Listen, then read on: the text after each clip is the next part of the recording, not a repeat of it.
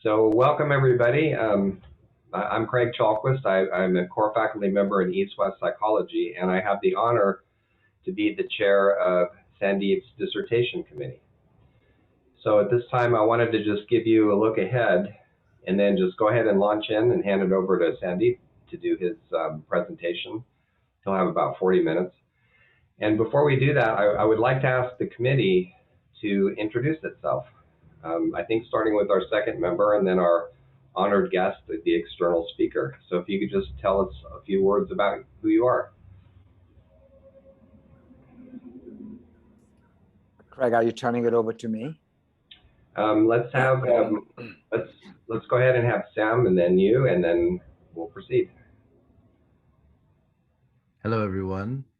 My name is Samuel Malcolmus, and I am happy to be here with Sandeep. And I've been teaching non-ordinary states of consciousness over at what used to be John F. Kennedy, is now National University, for the last 8 years or so. And Sandeep contacted me, given the nature of his dissertation, to bring in some of my work in non-ordinary states of consciousness to bear on his project. And it's been really good working with him, and I'm excited to see this presentation and be here with all of you today. Great, good to have you here. Hello, everyone. My name is Rakesh Jain, and I'm a psychiatrist here in Texas. Apologies to everyone for being a little bit under the weather. I have known Sandeep now for, I think, about 3 years, and he and I share the same passion for perhaps the therapeutic utility of non-ordinary states of consciousness and human wellness, but also human suffering. So glad to be here. Thank you, everyone. Yeah, so glad you're here. In spite of being under the weather too, thank you for being here anyway. So the title of the dissertation is Psychedelic Virtual Reality, a Mixed Method Study of Psychological Transformation. And the way we'll proceed is I'm going to hand things over to Sandeep for his presentation. And at the end of that, the committee, starting with the external member, will have the opportunity to ask a few questions about the defense and also the dissertation if they so choose. And then at that point, when we're done questioning, Steph will put us in a separate room online so we can have a discussion about the quality of the dissertation. And while we're in there, all of you can feel free to engage Sandeep in questions and conversation. And then we will return once we've discussed the dissertation and the defense, and then we'll make an announcement. So that's what we have planned today. It's an 800-year-old ritual that we have modified for, as a lot of schools have had to do, for an online situation here. And one of the advantages of that is that people can visit from all over the world, which is great. So that's what we will do. So without further ado, Sandeep, it's all yours. And you're muted. Thank you, Craig. Thank you, Sam. Thank you, Rakesh. I'm very excited to be here with you all. It's been a long time coming, and it feels great to be here with you and everyone who has joined us today and who will watch this recording. And I'm excited to present this research. So I'll go ahead and share my screen.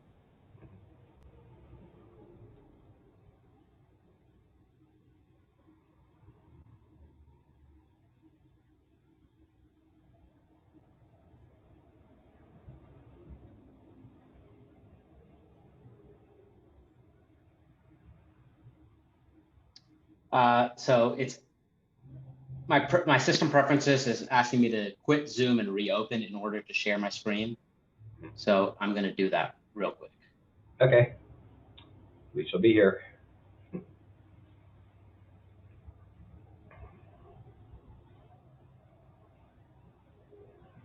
I'm sure at least some of us are aware that whether you like this line of reasoning or not, but we're doing this during Mercury retrograde, which for some people will make sense, and for others it's just like Mercury retrograde. But so we'll just work with it.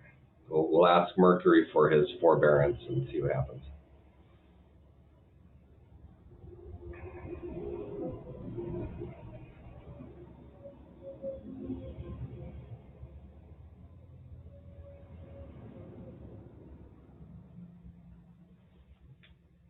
Okay, I'm back. Let's see if it works this time. All right. There we go.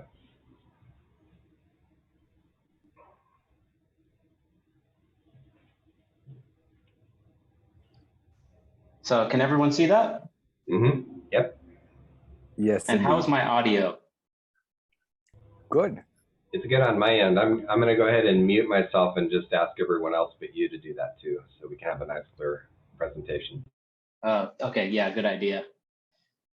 Yeah, so before we begin, yeah, if you can, everyone mute yourself. And if you have any questions, we're going to just do questions during the time when the committee confers. So just note any questions that emerge for you, and I'll try to answer them as best as I can when the committee is conferring. And I apologize if there's any interruptions in my internet. I am in India right now. So the internet is not as good, but I've rented a office space. So hopefully it'll be just fine. The title of my dissertation, as Craig said, is Psychedelic Virtual Reality, a mixed method study of psychological transformation. And the dissertation committee, as you all have just met, Craig Chalquist, Sam Malcolmist, and Rakesh Jain. Perhaps here I should also thank honorable mention to Jorge Ferrer, who served as dissertation committee before he had to leave CIAS.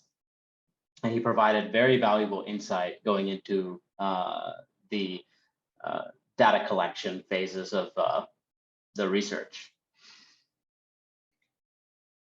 The agenda for today is essentially the whole dissertation, which I'll emphasize the most relevant parts of it. And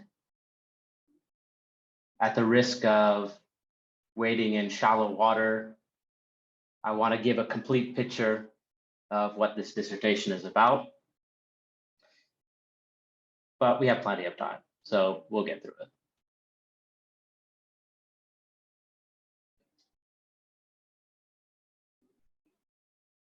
The meta level overview is the abstract of an article or a dissertation. And for this, we're going to examine the relationship between SoundSelf, which is a virtual reality application, and psychological well-being. And we're going to do this by examining the quantitative and qualitative results of the research study that I conducted. We'll present the core themes of transformative process ensuing from long-term SoundSelf use. We'll also introduce the phenomenology of transpersonal events and their associated mechanisms of action, which are experienced by participants in this study through the user-computer relation of SoundSelf.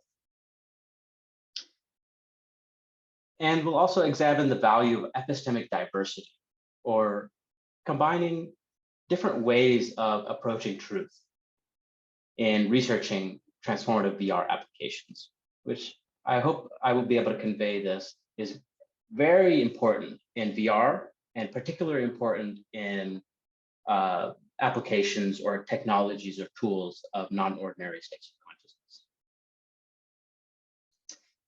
So background, how did this study come about? I want to reach back a little further than you might expect into before I even started CIIS, because my psychospiritual path probably began in childhood. But in my early 20s, I embarked on a quest of knowing myself and knowing how I can transform to the fullest extent of my soul's capacity. And that's a quest I'm still on. But I discovered transpersonal and depth psychologies. And I discovered this through, not necessarily through talk therapy, but through technologies such as psychedelics and through music and art and dance, creative expression. One of my foundational experiences was working with psilocybin mushrooms, and this picture is in India, actually, where I am now. It's down in South India. I won't reveal the location because it's still untainted by ecotourism or psychedelic tourism, I should say. But if you want to DM me, I'll be happy to share with the participants of this talk. And that compelled me to dig deeper into the traditions of my ancestors, such as yoga and Advaita Vedanta, which is seeking to provide humanity with tools of transformation that have psychological tools embedded within a very broad philosophical and way of life system. Later at CIAS, I embarked on a research project working with San Pedro cactus. And this is in Peru with my teacher, Victoria, and some native indigenous Q'ero people. This is a picture of the San Pedro cactus. Through this time, I was very interested in finding accessible technologies. And I was amazed by the different ways that other cultures approach psychological transformation that I did not see happening at the time in Western culture. And so I found flotation tanks. And flotation tanks are a type of technology that allows for a practice that you can do over and over again to enter into non-ordinary states of consciousness. And this research study was for my dissertation, was about to happen with flotation tanks, but due to COVID, there was a lot of interruptions with in-person research, it couldn't happen. And while I was in Austin, Texas, actually, about to go into flotation tank research, and I had met the creators of a VR application called SoundSelf.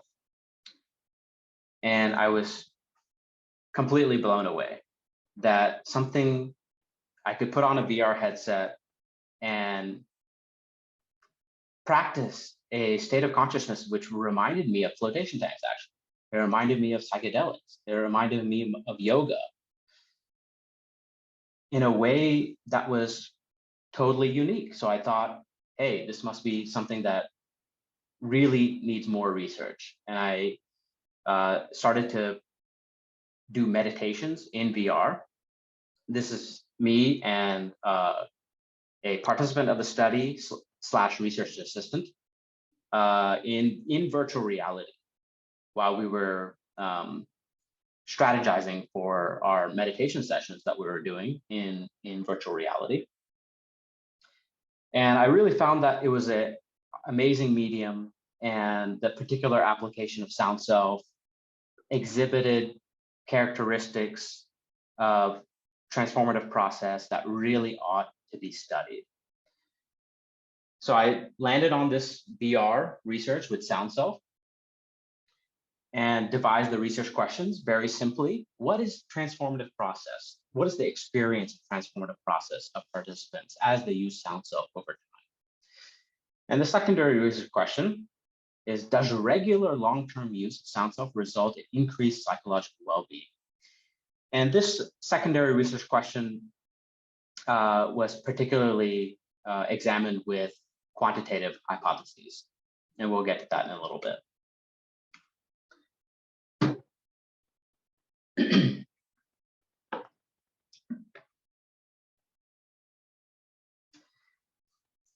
The purpose of this study was that I found that there was quite a bit of research into VR. Yet, there was something missing in almost all of the research in VR. they were saying things like what you're seeing here now. VR might be the next big thing for mental health. VR might be able to alleviate pain. VR might be able to teach people skills of social connectedness. And the ways that I saw that these research studies were looking for validation were ignoring some of what I found was the most crucial and most fascinating aspect of virtual reality, is that virtual reality had the capacity of bringing more ways of knowing than just our mind.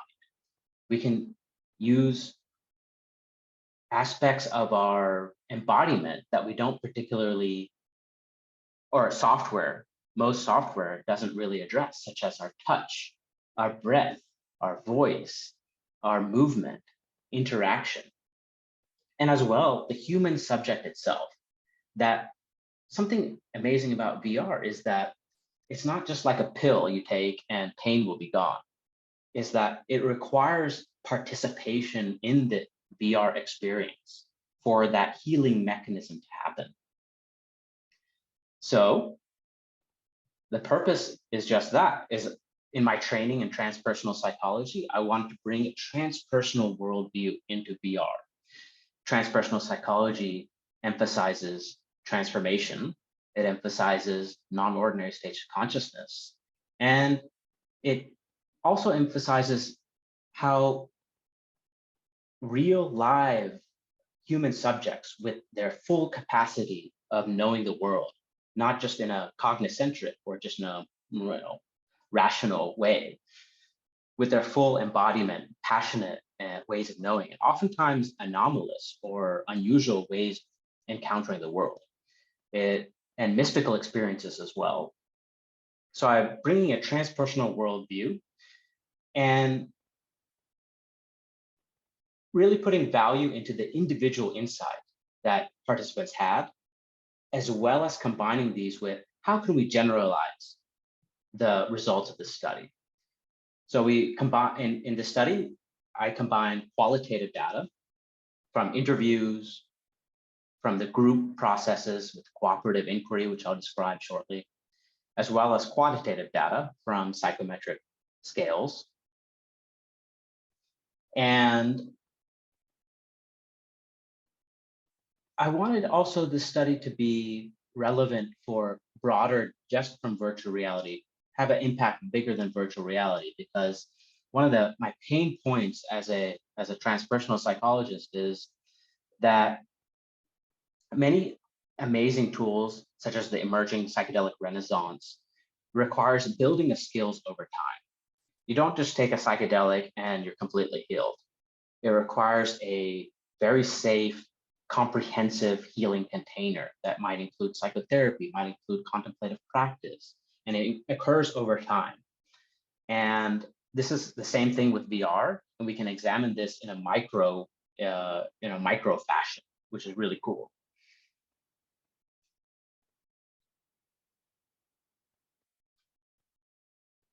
The VR experience that was researched in the study is SoundSelf. And this image is taken from the SoundSelf website. And when I first saw this, I was like, wow, this is amazing. A software experience that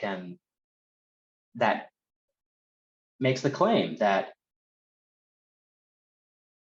a strong meditation practice is necessary to feel at peace, but it's very difficult.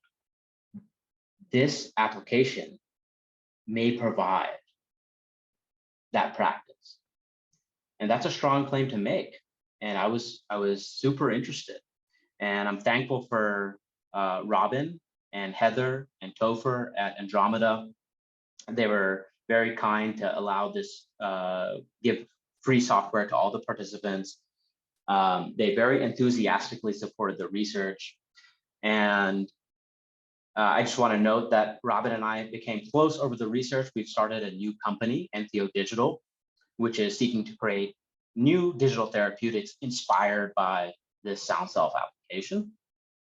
But all this research happened up until the manuscript editing stage before Entheo Digital we started Entheo Digital. I'd like to give an example of what it looks like in SoundSelf, so you just get a taste of the visual element.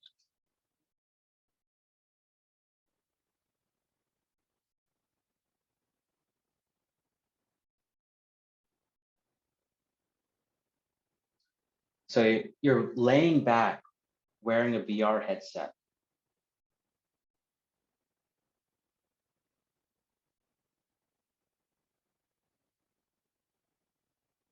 And as you produce tones,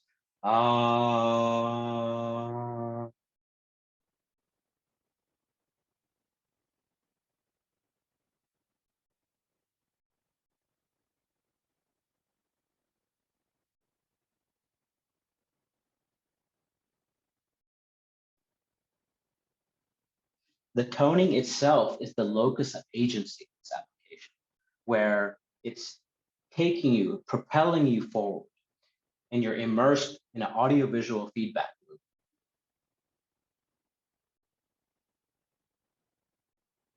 This experience can last 15, 20 minutes. You can select it at the beginning of the program.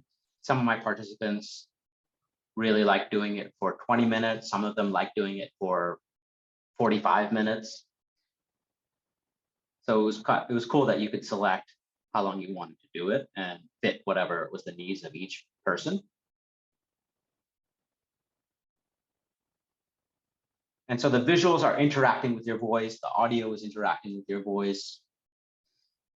And this is what it looks like from outside. So here we have a participant in the study. In a follow-up interview, we decided to do a kind of inspired by microphenomenology, which is attempting to get at the lived experience right in the moment of a particular type of experience. So you see this participant is laying down, they're getting in touch with their body, they're wearing a VR headset. So while we see them from the outside world, they're what we call immersed in the world of SoundSelf.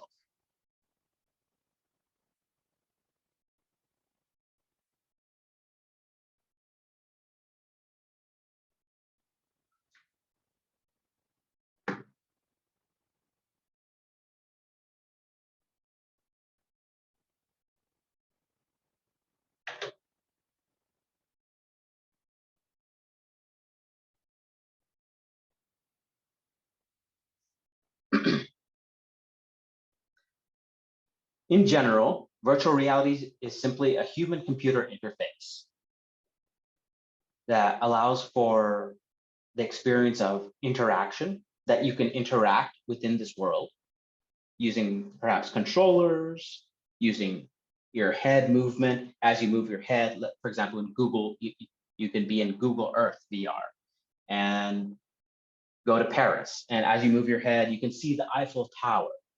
That's interaction. Interaction is also related to immersion, which means the objective level of sensory fidelity. Now, as new VR applications like SoundSelf come out, these terms are kind of becoming in question, but this is the standard scholarly definition at this point. Like how real does the image feel? And presence is the more subjective psychological response that from the user out of a VR system. And there's different types of virtual reality. It's often called XR now, to kind of as a catch-all term. And you can see on the left-hand side is the real environment that's totally without any sort of computer involvement. The whole right side of things, you have the virtual environment. And then in the middle, you have sort of like mixed reality, sort of like middle ground.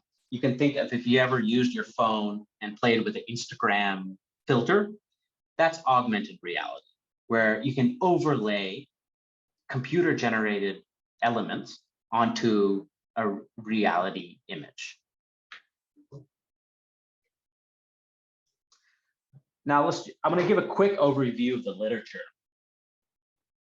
We're going to start with virtual reality exposure therapy. Virtual reality the technology has been around since the 1980s. There's been more than 900 peer-reviewed papers. This includes meta-reviews, meta-analyses, articles, research studies of different types. And they've increasingly gotten more sophisticated, the type of research studies, randomized control trials, etc. And then we'll go into the newer types of transformative VR applications. Barbara Rothbaum out of Emory University, pioneer in virtual reality for the treatment of psychological disorders. And she focused on PTSD and anxiety-related disorders. And this was quite successful, considering that technology at the time cost thousands and thousands of dollars for a VR system. And now comparatively, it's just a few $100s for a system. And that's why there's great hope for mental health solutions for VR. And so you can see here a combat veteran is wearing a VR headset. They're able to go into a simulated world. So it's a simulation of a combat scenario that triggers stress responses. So they're in a container of a clinician working through a therapeutic process of exposure therapy, where little by little, they can implement things they're learning in therapy to, while the body is activated, to be able to attenuate the more severe responses that they may be suffering from. So they've used this with PTSD, sexual trauma that stemming from military service. It's currently at 60 different sites, like VA hospitals, universities, etc. And this was the early research that kicked off virtual reality that was quite exciting and made everyone really hopeful. The issue was it's taken quite, 30 years now for us to have the technology, the business side of things, to make it accessible for people. Now we'll get a little bit, some more interesting aspects of virtual reality. Was first, virtual reality there's been applications that have been helpful for body image and obesity, eating disorders, anorexia. There's a really cool study that put white females into black female bodies, and examined racial bias to positive effect. And Mel Slater, one of the pioneers in working out of Spain, did a study created a simulation where people in prison for domestic violence, these were male identified people, they were in prison because of domestic violence. They embodied a female body and experienced what it was like to have that male aggression in a domestic scenario. And they found very positive results, and very interesting way they studied this. They essentially examined how they would react to emotional gestures. So they would show them pictures before and after this VR treatment of an angry face and a sad face, and they should be able to quickly identify those. And they were much more congruent after this training with this VR simulation. So by far, what's been most entering into the market, I should say, the FDA has recently approved Applied VR, which is a company creating VR applications for chronic pain. And I like this quote from Riva from Italy. Let's start with that. The VR user is present in a virtual world or in a virtual body through the alteration of the cognitive factors regulating our experience of body and space. So there's an alteration of how we experience our body and space, and this way of experiencing ourselves is oftentimes habitual. But what VR does, it presents us in another world that affects the cognitive factors that regulate embodiment, and our sense of space, our sense of time, that it can have beneficial therapeutic effects. Applied VR has done studies on pain, chronic pain, opioid use reduction, and it's incredibly promising that we have non-pharmaceutical, we finally have non-pharmaceutical solutions to pain relief. And this works by, one, attention. You're completely immersed in this world, so your attention is no longer on the pain. A time and space illusion where it feels like you're fast forwarding through time. And it's actually preventing pain signals from reaching the brain. And that's kind of the most interesting result, I think, is that there's somewhere in that process where we can disidentify the negative emotions and sensations that we have associated with pain through this VR application.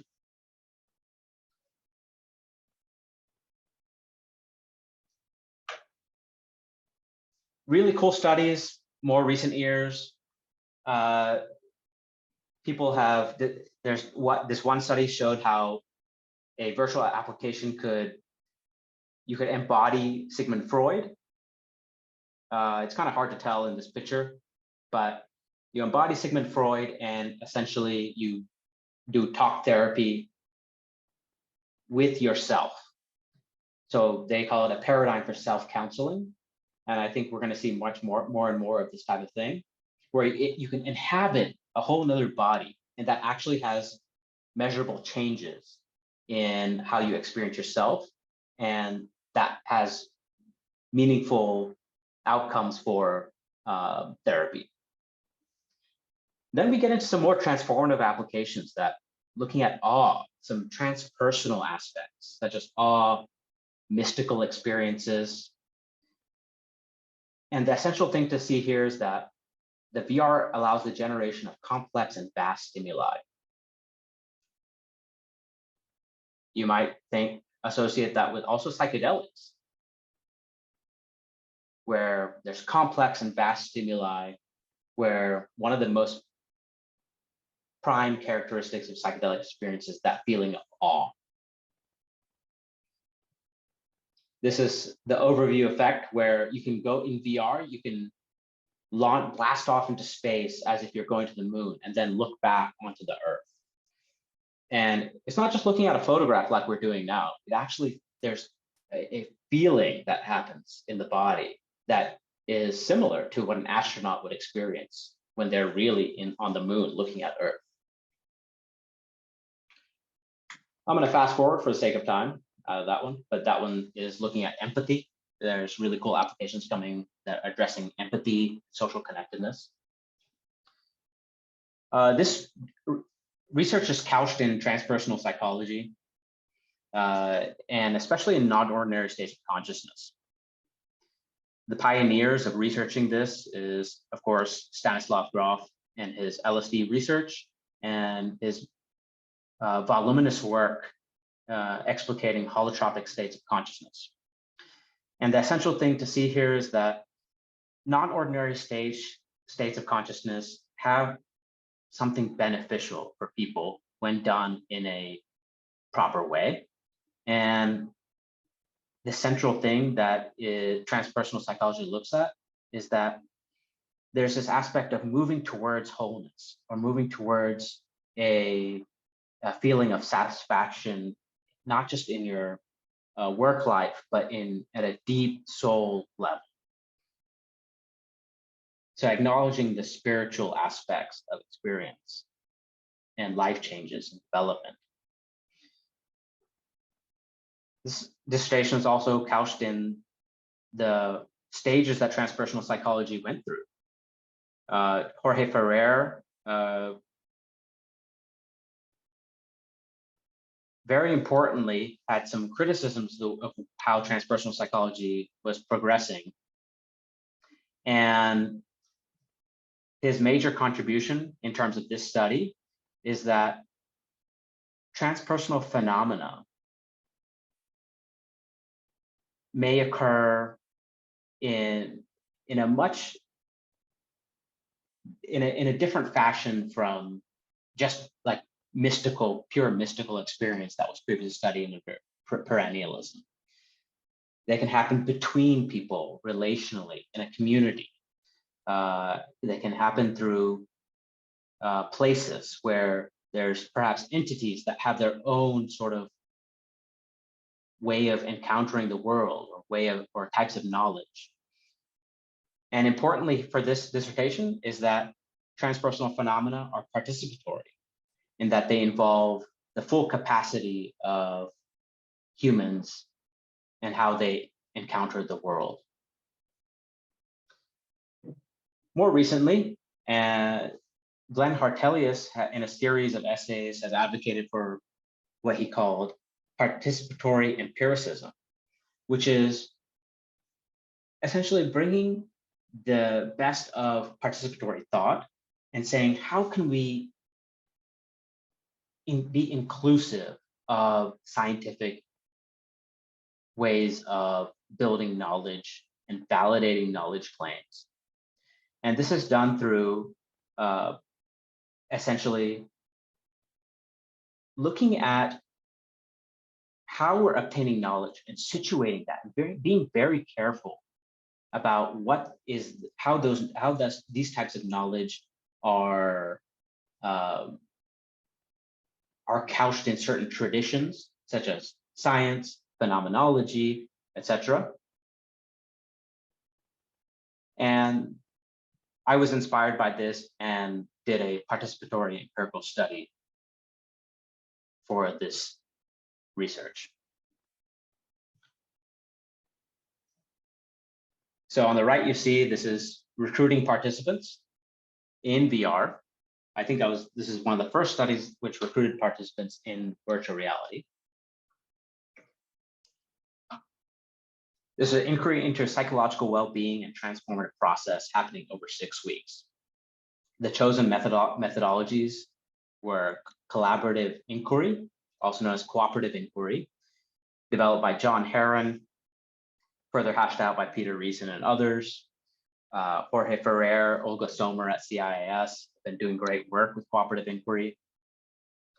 This is done over 6 weeks, where there was group meetings every week, and participants did SoundSelf VR application 2 to 3 times per week. Some people did it more. One participant did it 4 or 5 times per week. We generally had an agreement, let's do it a few times per week. And the data is both qualitative and quantitative. This is the general timeline. After the enrollment, quantitative surveys were collected, then the cooperative inquiry for 6 weeks. And then we came together and said, okay, here's this general themes that have come together. How do we all feel about that? So it was, cooperative inquiry is a type of research where you're not just doing research on people and extracting data, but you're inviting people to fully step in and participate in the research process. So this can be thought of as like a mixed form of cooperative inquiry, where participants were invited to bring their whole selves, not just their mental way of knowing, but their heart, their passionate way of knowing, artistic ways of knowing the world. And then after 6 to 7 weeks, the post surveys was collected after some follow-up interviews. And then the last stage was data analysis and writing of the manuscript. Here we have on the right a participant flowchart. And I'd like to thank the participants here. Very diverse set of participants from different genders and non-gender conforming, ethnic and racial background, ages. And I should also note here that this study took place during the extremely onerous and government enforced forced social isolation. So the robust results that we'll see later is taking this into account, that pretty much all the participants were dealing with this aspects of social isolation. This is an overview of what cooperative inquiry is. Essentially, we meet as a group, we figure out, hey, what are we doing here? What is it we're really looking into? Are we missing anything? Is there anything in the shadow that we're just not acknowledging? And then we decide, okay, these are these things we've come to agree on. These are the things we've come to disagree on. Then the next phase is action, where we go into the action. In this case was the VR meditation experience, SoundSelf. The participants did journaling, art making during this time. And then they completely immersed themselves, which means they were using skills of critical reflection. They were participating in dialogue using Slack, which is an online collaborative tool. And then we met again and said, okay, how did that go? And each person in the study had an opportunity to fully present themselves and their process of what's happening in their life, in their relationships, in their world, as they engaged in SoundSelf VR.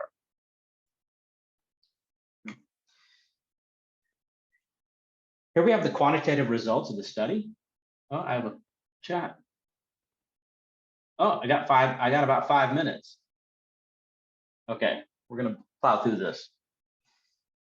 Quantitative results, all measures, there was improvement in all measures.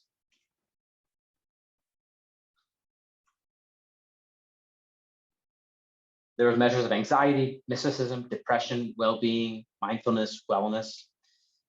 The key measures that exhibited statistical significance is mindfulness and wellness.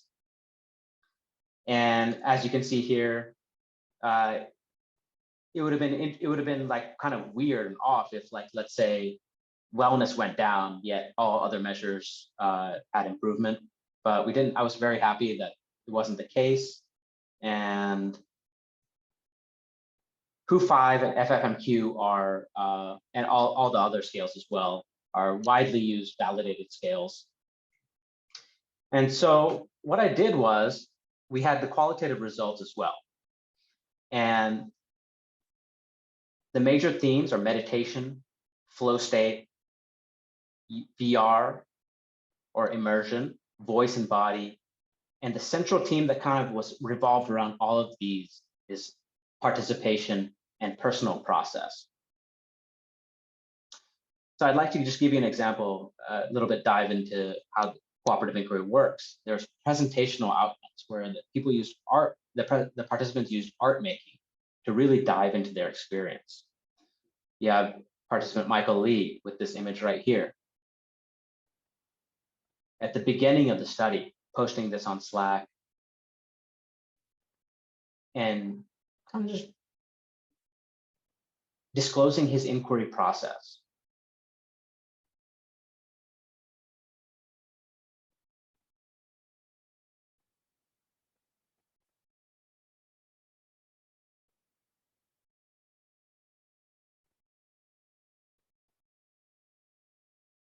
The voice and body outcome of thematic analysis was the first one we landed upon, because SoundSelf as an application very prominently uses the voice, uses vocal toning, such as mantra. It's inspired by the mantra, such as but it's secular. And some of the participants actually identified the secular nature of it. They really like that. And in SoundSelf, the voice and body become the locus of directing the gameplay. And the resulting change in perspective towards one's own voice and embodiment, it seemed to extend beyond the gameplay into participants' lives. Participants talked about this in a psychological manner. This was connected to mindfulness, most prominently.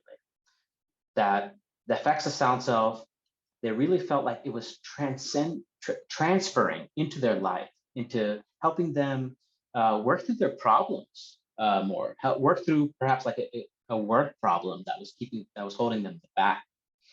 For a participant, Phil Deal, SoundSelf was something that he said that he had a meditation practice in his 20s, but once he got into his late 30s, he stopped it. But SoundSelf was something that he finally was able to realistically meditate again.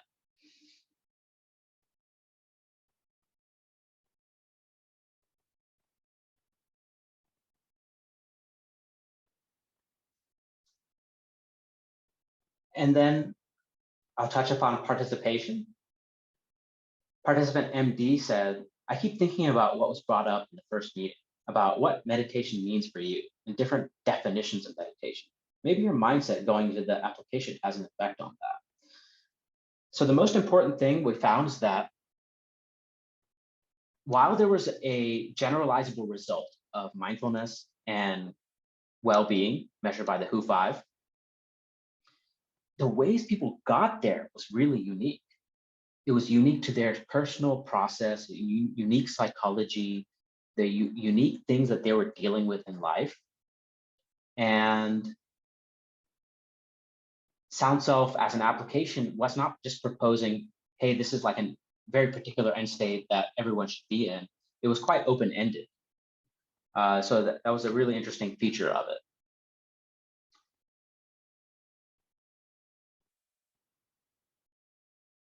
And I just have a couple minutes, I think. So I would like to talk about how the data was integrated. So we have quantitative data on the one hand, qualitative data on the other. And this is done through a secondary level of analysis to integrate what are the meaningful aspects of the qualitative data that support the quantitative. And again, the quantitative results is mindfulness and well-being. And this was done through in vivo, which meaning directly from the participant data. And the major result is that there's unique mechanisms of action in SoundSelf that result in flow and mindfulness that are likely contributing to the long-term increases in mindfulness and well-being.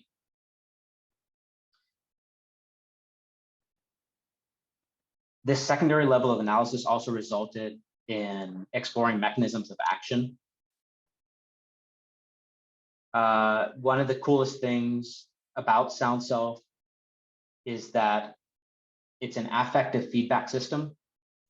Oftentimes our meditation apps and things like that, you're still feeling like you're interacting with a computer. But with SoundSelf, you're interacting with your own self through the feedback of hearing your own voice and hearing how your voice is modifying the virtual world. So all of these things are speculative and require further research. Interoception and executive function is something that came up as well. People felt that they had greater mastery over their psychological life. 3 of the participants self-described as having ADHD, and that this helped them with that disorder. And 4 of the 7 participants described SoundSelf as heavily psychedelic. They had had previous psychedelic experience, and that probably colored it. But there's interesting data that show that out of the thematic analysis that SoundSelf has an effect similar to the classic psychedelics, where there's a reduction in the functional connectivity of the default mode network. There's less mental chatter, essentially. So we're getting near my cutoff point.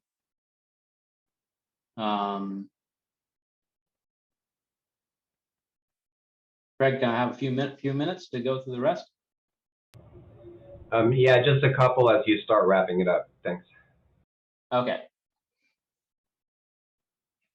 So what all this came to in the dissertation is that a participatory empirical research study into VR highlighted aspects of virtuality that has been so far absent from the literature. And what I mean by that is that so far people have studied just physiological effects. But in VR, it's crucial how the human subject, the person actually interacting within this world and contributing to the world, in fact, is an important aspect of the therapeutic mechanism. So in the phenomenology, I devised a preliminary phenomenology of this experience. What's colored in orange is aspects that are contributed by the user and the computer system. So it's a mutual thing, and you cannot study it without the user in the picture. So if you were to do another follow-up study using this particular application, it would be impossible to have data around embodiment and the felt sense of presence, for example, without getting qualitative data from the user. And this study also has implications for transpersonal theory and transpersonal research, because SoundSelf turned out to be a transcendent experience, but it's different from like a big psychedelic experience like mushrooms or ayahuasca. This is much more subtle, and it's something that I think would be very beneficial for transpersonal research to investigate further. One of the ways I like talking about it is from Malcolmus, who's also part of the dissertation committee, and Malcolmus and Romero proposed that cultivating a relationship to somatically localized centers of energy helps people understand the non-cognitive modes of knowledge occurring in the psyche. And that's something that perhaps is happening in SoundSelf VR as well, that it helps people cultivate a relationship beyond just the ego or the mind, and into the ways of knowing of the chest and the heart, of the voice, of vital energy, of sensuality. And most importantly, I think, in this study is meaning making. That was the central result of participatory or personal process. We found that the personal process over time, and doing this within a safe container, it wasn't a therapeutic container, but it was a container of cooperative inquiry. And if we were to generalize the results, we would have to say this similarly, we could see similar things out of contained group settings like this, where people are really diving into their personal process in an authentic way and being seen by others who are doing the same thing. And I think that was a really important part of it. And a lot of the participants said that that was the transformative aspect of it, was doing it with others. So that was something really rewarding, actually, for me, doing it during COVID and being able to help people during COVID.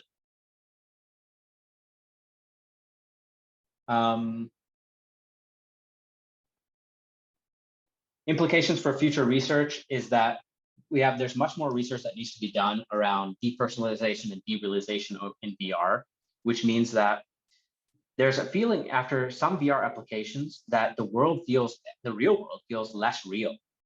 And this is an important obstacle that VR therapies need to come across.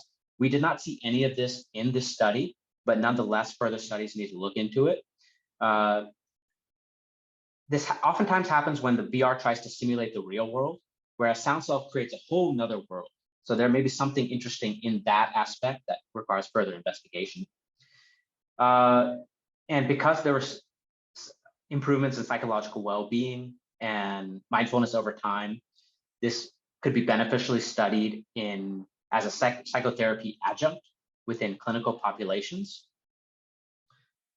And I would also recommend this study because we didn't use a measure of flow, and it was one of the thematic results that I would recommend all future studies if they use this application to measure flow. And that could be, in the dissertation, I advise several different ways that can be done, but one of the ways is perhaps Tellingham's absorption scale, which is a widely used scale of absorption, which is related to the attention during mystical experience. And we'll wrap it up there. All right, thank you so much, Sandeep. So great to hear about your work again after reading the dissertation too.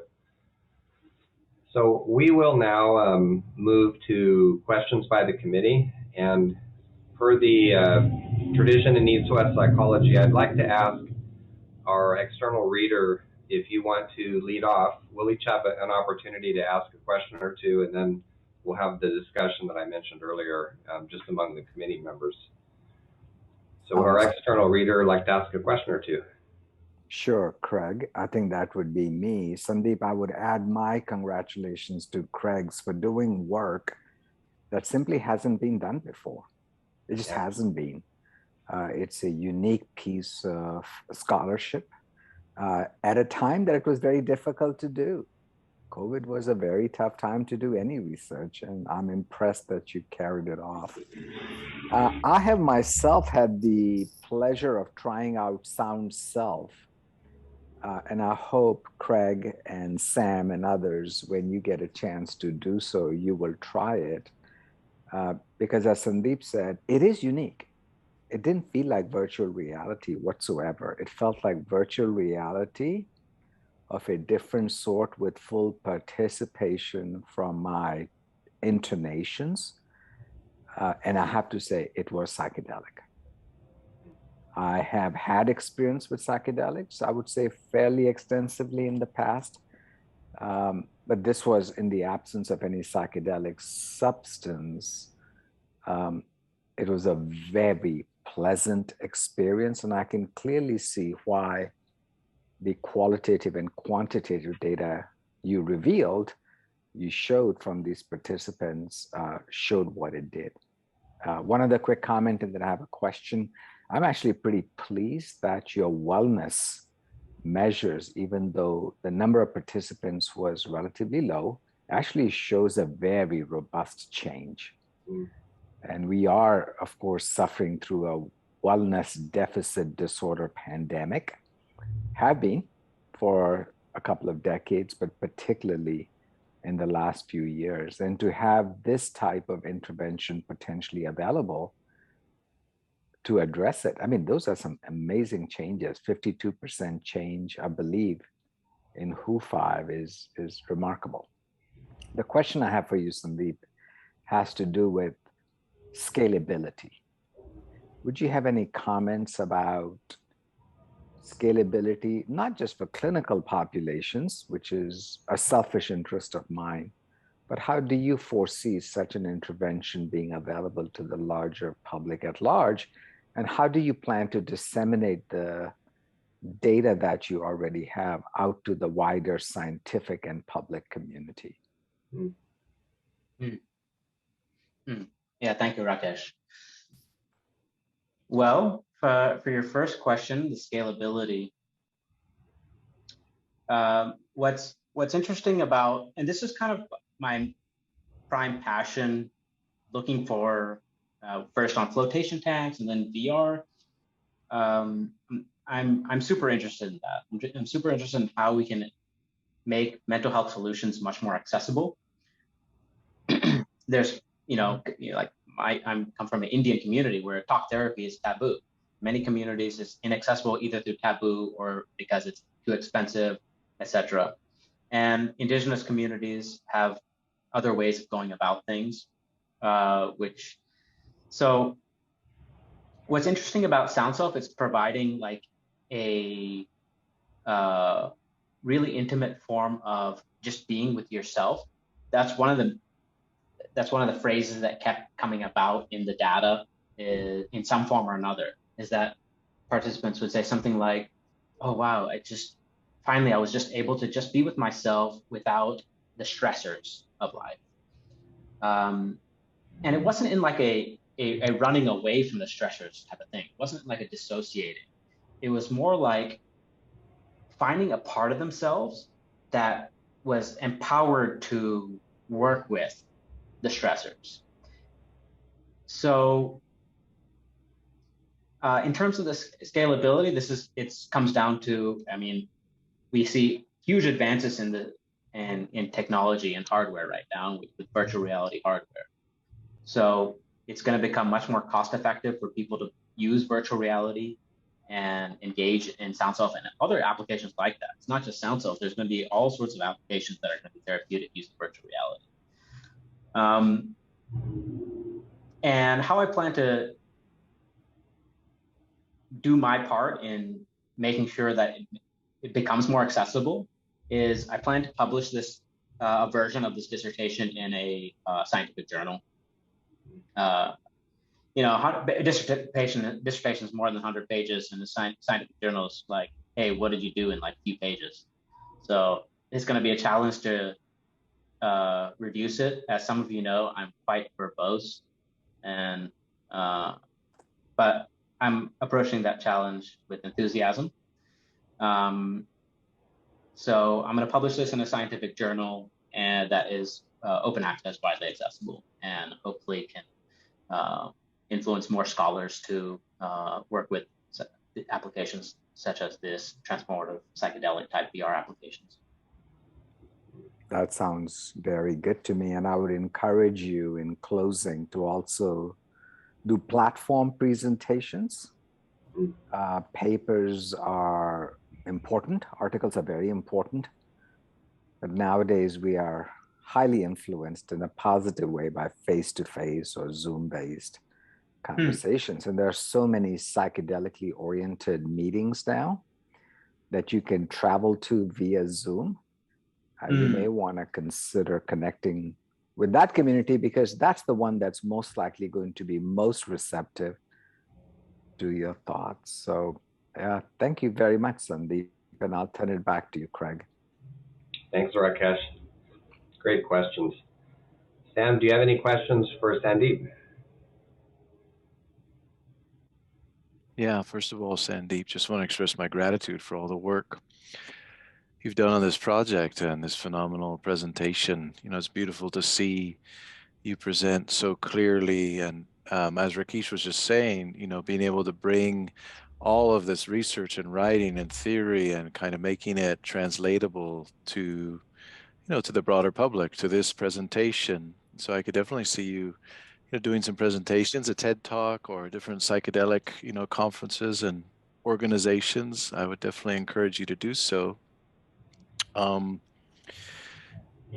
What I was struck in listening to your presentation, especially how you started out with your personal process and, having known you for a long time and had you in quite a few classes over the years, witnessing that process evolve and just seeing where you are today. And I remember, 6 or 7 years ago when we were on the wilderness, quest together, and you were confronted with a king snake while you were lying, sleeping in the sun, and, the intensity of that experience. And you were kind of in a bit of a nebulous time in your life where you had a lot of melancholy and kind of understanding. I remember one of the primary messages was just be with the melancholy, be with your vulnerability, and then your power, your kingly nature will come.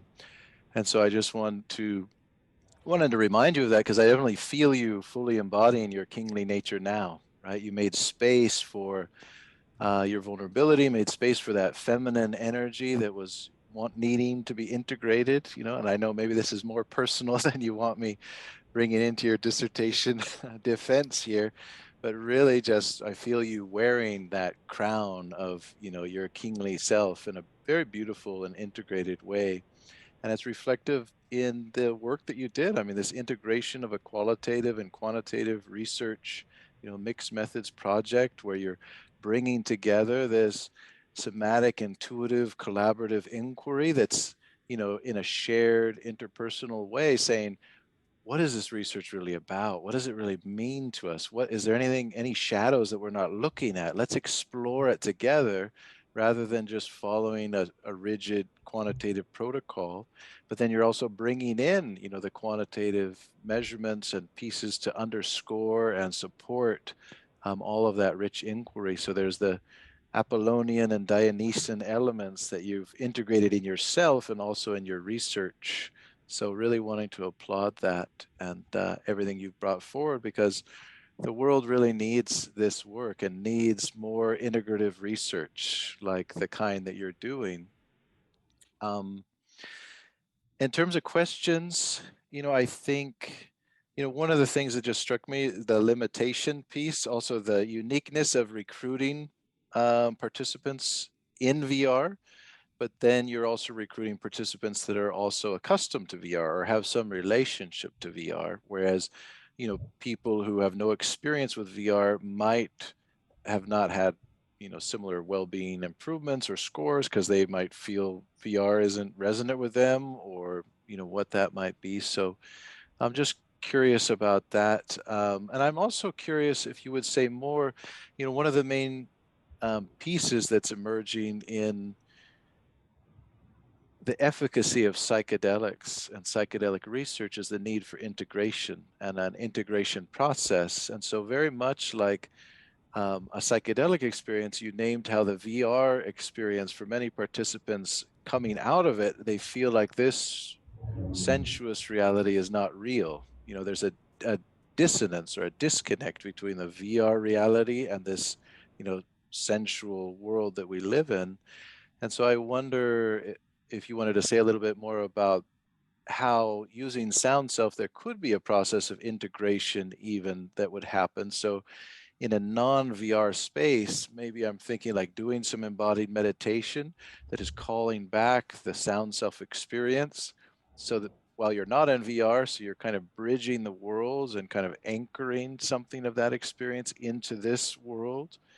And then maybe something as well, while you're in the SoundSelf experience, kind of bringing something of, as you have emphasized, the bodily experience into that. So I'm just curious about any thoughts you have on that in relationship to integration and kind of blending these two poles of experience. Amazing. Thank you, Sam.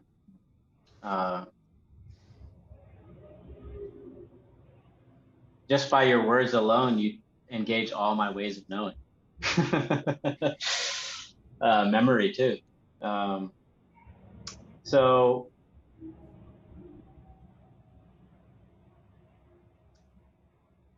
one of the things we saw is that when done over time, the participants fell into doing things that ritualized aspects of their personal process that for some people, it may have included more aspects of embodiment than others.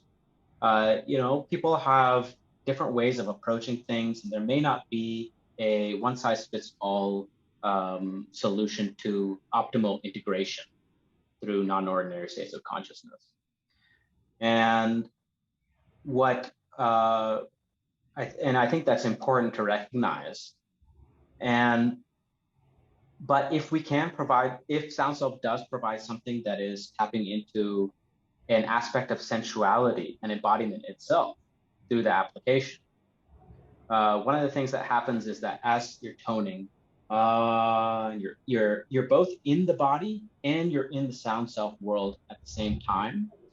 So, like you said, and that's an important point, that most of the participants were prior users of VR. And we're going to have to see what it looks like with VR naive populations. I believe at least 2 out of the 7 were new to VR, and 4 out of the 7 had a lot of experience with VR. Lot meaning greater than 6 months. So we'll have to see what that looks like. But all the participants said that this was unlike any other VR application they've done before, because instead of trying to simulate a type of reality, which that's a type, perhaps like being in Google Earth and walking around, or playing like a shooter game where you're shooting people and things like that. That when you come out of that can have risk of derealization. We didn't see that in SoundSelf, I think precisely because they were using the body. And at the beginning of the presentation, I gave the virtual reality continuum, which had real reality and virtual reality on the two poles. This, and what I go into in the dissertation, is that we have to reassess that, and in order to investigate this with much more granularity, because in this research we found that it's actually a form of like mixed reality, where the application was enhancing their access to knowledge that was coming from the body, from the voice, while experiencing it from a virtual vantage point. So experiencing the body from an out-of-body place.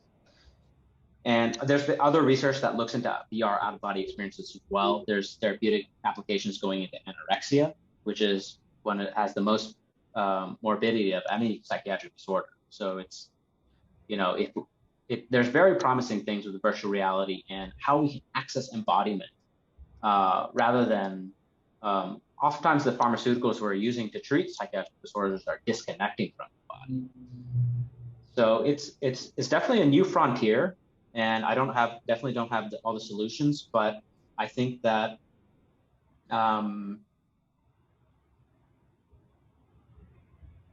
as a primary locus of integration, as the body as site of experiencing the world, any application that can enhance that the body's way and emphasize the body's way of encountering the world and making sense of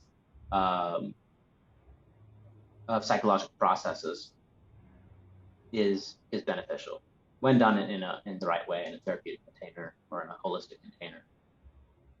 Mm. Mm-hmm. Beautiful. Thank you for that, Sandeep. Thank you.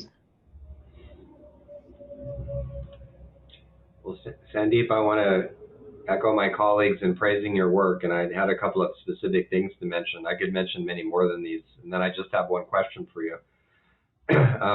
Your range of experimentation was amazing, and your openness to what you found.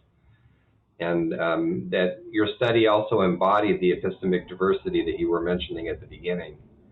And I especially liked when you said that in your looking over the literature and the research, that there was something missing. That's something I always try to, when I teach research, to emphasize to people. Notice what irritates you, what makes you unhappy, because maybe that's your work, right?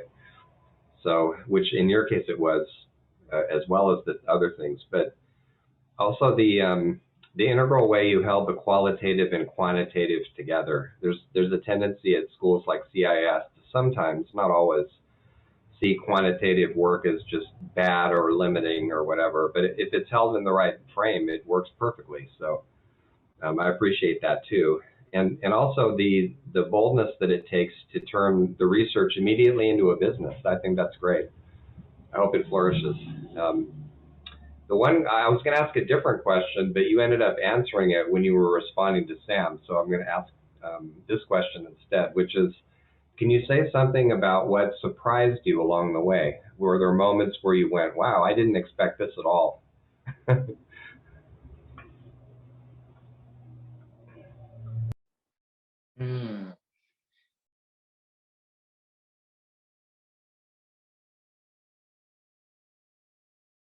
Yeah, there are several moments, and thank you for bringing that part about research and what's hurting you and going into it. That echoing Romanashin of the wounded researcher. I think that was a driving force in throughout the whole process, and helped sustain me through the most arduous aspects of the dissertation process. And what surprised me, one of the things that surprised me is SoundSelf itself sustained me throughout the COVID process. It was actually beneficial for me. So as Cooperative Inquiry, I stepped into the process. So I had never I tried it once, but this was maybe a year, 2 years before the inquiry started. I tried it once, and then I got in touch.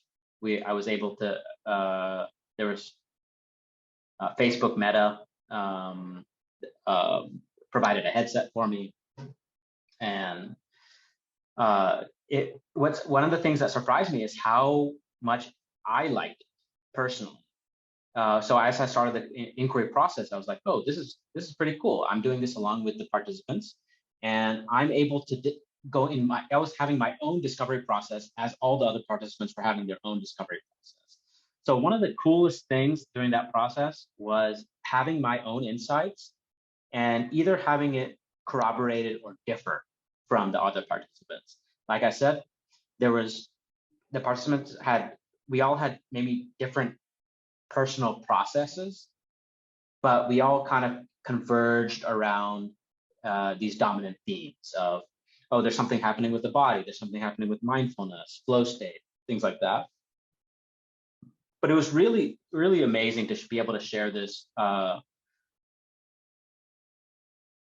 like to say it like this, and in the presentations I've been giving over the past year, Zoom itself is a form of mixed reality or virtual reality. So we all exist here. If I look outside my room, I'm suddenly transported. If I don't see you, I'm like, oh, damn, I'm in this room, and it's a drab room. There's no one else here. It's almost midnight in Bangalore, India. But if I'm here, in the screen, I'm like, have a little bit of feeling of presence. I was like, oh, I have histories with some of you.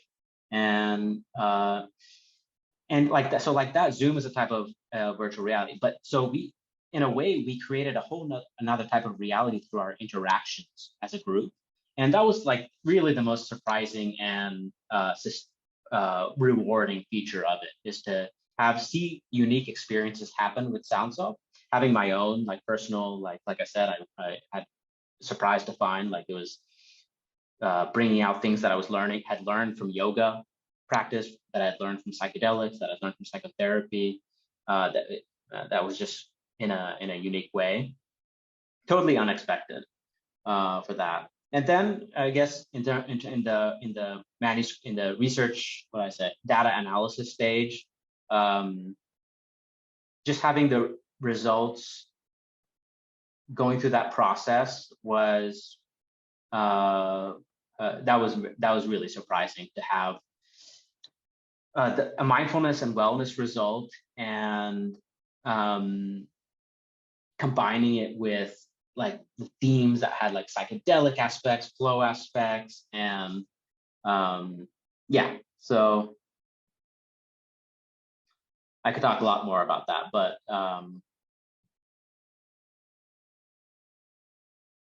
anything else I should say there?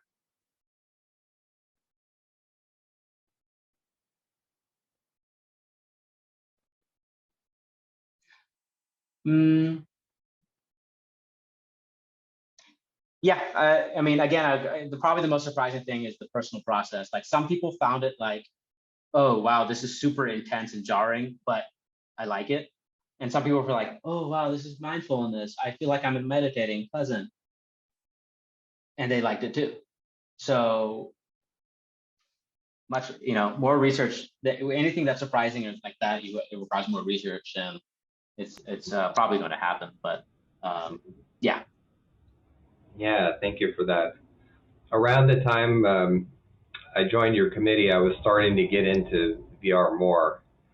So I'm going to have to check out SoundSelf now because I haven't used it before. I've done other things that are not so centered, like dancing with robots and, being with a dinosaur in a Jurassic jungle and actually looking down on Earth from orbit. That was pretty cool. But I'll have to try it now and see what you were, what happens with me when we do it. So I can help you make that happen. All right. So at this time, I think it would be good if me and Sam and Rakesh had a conversation, and Steph will work his digital magic to put us in a separate room. And so while we're there, I just want to invite all of you again to talk with Sandeep about his research and ask any questions that are on your mind.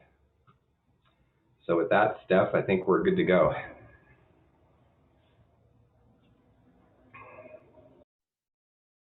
Hi, Sandeep. Can you hear me okay? Hey, Sarah. Yeah, I can hear you. Hi, congratulations. Phenomenal presentation. Really wonderful to actually start to understand what you've been working on. I really had no idea. So really, really appreciate getting a little more insight. A question that I have for you, I was thinking about, so really appreciate Gabor Mate's approach to understanding mental health diagnoses, addiction in particular, as sort of originating from trauma, painful events. So, addiction as an adaptation to, cope with pain that's been unbearable, or lack of holding environment to hold one's presence in a healing manner with pain. And so you said that there's some research, or you talked a little bit about how VR can be used to attenuate or help people regulate their relationship to chronic pain. And I'm wondering what you might have to say about VR being used to support people in coming into, say, a compassionate relationship or supportive presence to actually be with their pain. Yeah, that's a really fascinating issue. And one of the cool things about the VR research on pain that has emerged is that we don't know much. And because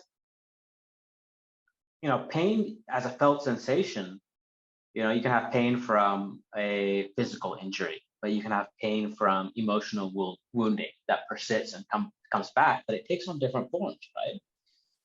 The felt sense of that pain from that original wounding may feel different as it comes and experienced in perhaps a dream, or it comes experienced in a relationship with a plant medicine, or triggered by relationship, or in social circumstances.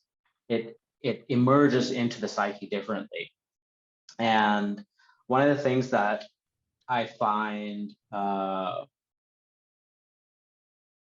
I think that's why you asked this question, is that something about VR for pain, it seems like, oh, it's just distracting you from the pain. How does that really work? Can you just distract? Can I just use VR to distract myself from my emotional pain too? And there may not be there's definitely not healthy aspects to that. You can play you can do anything that's immersive, that can be perhaps addictive in its own right, that distracts you away from emotional pain. And one of the things that is amazing and unique about transpersonal and depth psychologies is that it sees resistance as something that also needs to be loved. So something that you're resisting also needs to be approached with kindness, like you said, and love. And the research, on the pain is just still too early on for me to really answer in a sophisticated way. But it does seem like it's having beneficial effects for people who are having chronic pain. And I've had some chronic pain too, with like shoulder and back issues. And the study that was done, the two big studies that had large n sizes for chronic pain was with lower back pain and VR. And it's interesting because for myself, whenever I have like that pain over time, or several days in a row, it's almost like being with the pain is the last thing I want to do, right? Because it's there and it's at the forefront of things. But I also don't want to take like a painkiller, because I know that long-term use of painkillers is not good for the digestive system. So it's a sort of conundrum. And I discovered through yoga nidra actually that there is aspects. It's not necessarily dissociation. It's more like I think you use these words, like a reframing or a different type of relationship that's developed And yeah, and I should say that the VR for pain, it's done over time. It's not like you do VR once and then you have less pain. You have to, it's like a practice that's done over time. And perhaps, now that I'm thinking about it from your question, it's something that could be built into VR applications, is more contemplative aspects that can address emotional types of pain.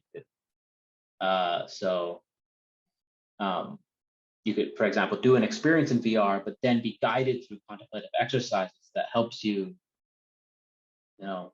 feel into that in a new way. So essentially the idea is VR is teaching you skills that are temporarily effective, but may transcend beyond that. But then how can we enable skills that are transcending beyond that into time, into real life, into the real world in a holistic way? And it's an open question. Yeah. Thank you. Mm-hmm. Thank you. That's a lot to think about there.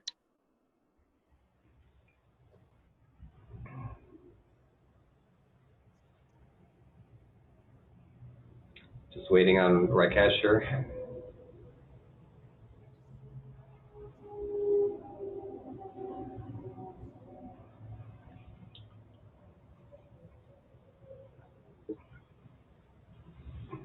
While we're waiting for Rakesh, I'll just say thanks everyone for coming to this. I really appreciate everyone coming, and it makes me happy to have all of you here. Yeah, thank you so much. It's an honor to be here. All right. So our committee has reached a unanimous decision, and one of the things I love about chairing the committee is that I not only get to make this announcement, which is that Sandeep, you have passed your dissertation defense. Congratulations. And the second cool thing I get to do is I get to be the first to call you Dr. Prakash. Well done. Yay! Very well done. Yay, Prakash, Dr. Prakash. Congratulations. Very well done. We were all Good super job, impressed with your work. Yep. We didn't have to convene for very long. No. Yes, indeed. Yeah, very well done, done. Dr. Prakash. Yeah. Mm-hmm. Thank you. Thank you. As your chair, I have a final assignment for you, which is that you have to celebrate. So I hope you have something planned. Yeah, find a I'm going to go to waterfall. sleep and then I'll celebrate tomorrow. Yeah. Yeah. What time is it? Sorry, what time is it where you are right now? You're in Bangalore, It's yeah? it's midnight where I am right now. Wow. Thank you all so much. Yeah. It's been a pleasure to watch your work evolve. I was telling Sam and Rakesh that, because I came into it a little bit later, a lot of the back and forth had happened already, and then Jorge made his contributions to it as well. And so I got to see it from that point forward, but it was kind of nice synchronistically for me, because as I mentioned, I was just starting to experiment with VR. So I had a better sense of the potential of what you were doing. So that was cool. Mm-hmm. Awesome. Yeah. Synchronous time. And one of the things that I really wanted, I'm inspired by your work a lot, and it's just it would, because VR, it creates worlds that you create along with it. Yeah. And there's something that it can be learned a lot from your work, and how we can devise new VR applications that enhance people's ecological connectedness, enhance people's empathic relationship with the world and Earth. And we're, I think we're going to see that, and I hope to work on that myself. So yeah, I probably won't make it to orbit since I'm not a millionaire and not sponsored by any, at least at this time. But at least I got my little taste of the overview effect that you mentioned during your presentation, because there's I forget the name of it, V something or other. There's a platform where you can actually have meetings on the outside of the International Space Station. There's a little circle of chairs, and then the Earth takes up about a third of the screen. And I just got lost watching it, and I went, yeah, I kind of get a sense of what the astronauts are talking about. So that was wonderful. Very cool. Yeah. So I have to get running, actually, but I just wanted to say again, Doctor, congratulations. You did great work, and I'm looking forward to seeing how it shows up in the public arena. Thank you. It really means a lot to me that those kind words from you and the rest of the committee, and I will do my best to do that and bring it into the public arena. So can we chime in to offer congratulations as well? Are we Absolutely. Absolutely, yeah. Congratulations. Take care, everybody. Thank you, Robin. Sandeep, I'll leave the window open a little bit. Okay. I'm going to go run some errands, but I'll get in touch with you about the paperwork. ASAP. Okay. Okay. Okay. Congratulations. Wonderful. Thank you. Thank you so much. Thank you. Congratulations, Sandeep. You take good care of yourself and safe travels back home, Dr. Prakash. Thank you, Rakesh. Okay. Yeah, Bye, everyone. I'll say you get well soon. I will. Take care of working yourself. on it. Yeah, I promise you I Rakesh. will. Thank you, Sam. Okay. Thank you, everybody. Good to see you, Robin, and everyone there. Bye. Okay. Bye. Right. Bye, Rakesh. Yeah, bye, Sandeep. Congratulations Okay. again. Way to Thank go. you, Sam, for bringing up the King's